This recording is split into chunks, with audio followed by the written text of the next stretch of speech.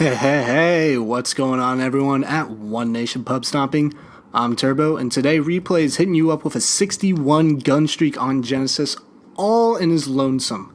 So I hope you enjoyed the gameplay, and what I wanted to talk to you about today is a bit of news that's been going on in the good old state of Virginia, my state. About 60 miles from where I live, in a beautiful, quiet little town of Charlottesville, home of the University of Virginia, a very prestigious university, a very difficult university to get into, a very exclusive and diverse university. It's been overrun with protesters. Some of these protesters are protesting the removal of a statue depicting a Confederate general, and the others are protesting those protesters. One is a group of white supremacists, the other is a group of counter-protesters. And basically what happened yesterday was a lot of violence erupted between these two protesters, which inevitably was going to happen. I mean, you can't just have two hugely different groups ideologically clash against each other and have there be no violence. Of course, there's always going to be violence. You know, that's human nature. But that's not what I wanted to talk about. Today, I wanted to talk about what we can do and what we can't do. And basically, my point is this. We as individuals cannot control the actions or thoughts of any other person or human being. We can't. The only thing we can control is our own actions. Now, we can make decisions, and decisions do have consequences, you know.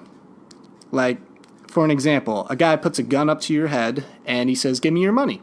You have a choice. The two big ones are you can not give him the money, or you can give him the money.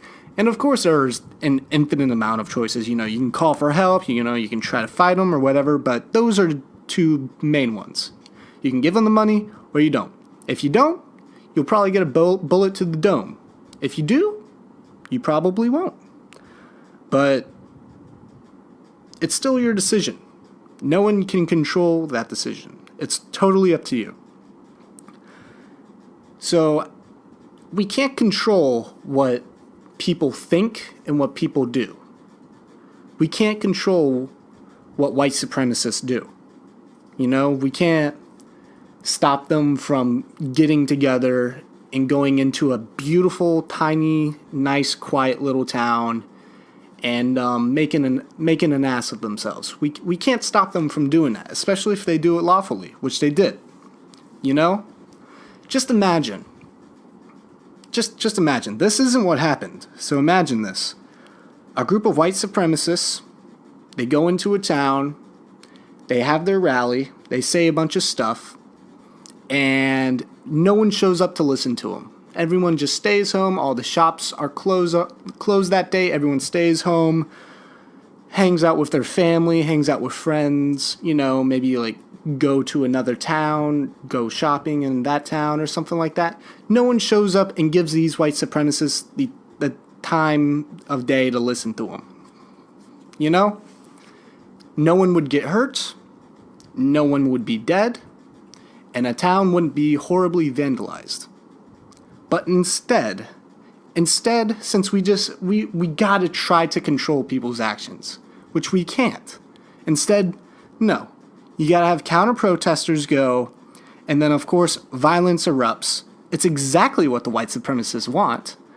Of course they want people to come and they want an excuse to be violent. So of course they want people to come. Of course they wanted to make international news. And now, because people just had to show up and counter-protest the protesters, now you have 2 police officers dead, you have a young woman dead, and you have several people in the hospital. All because we couldn't just ignore them like mature adults. We just had to go and intervene. I mean, what's the worst that would happen?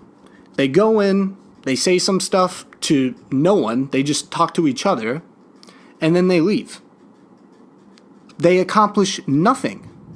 Nothing at all. they get nothing that they want. By people showing up, they get everything they want. And that's wrong.